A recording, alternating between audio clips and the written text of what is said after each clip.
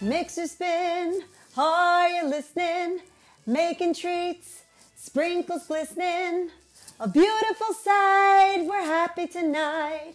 Baking for a winter wonderland. Yep, caroling again. This is the singing year. Tonight I'm gonna teach you how to make my grandfather's layonette.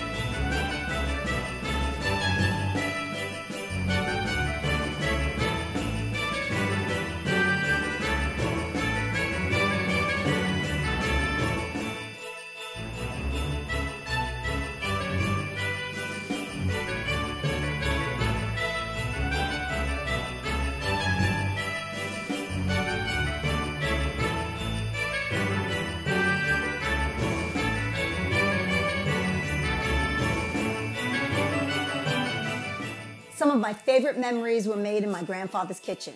My grandmother, my mother, her sisters would be chatting inside.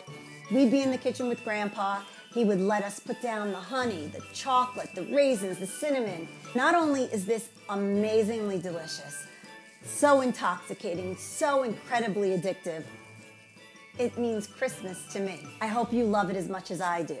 Enjoy. Kitchenette, a little kitchen with a lot of flavor.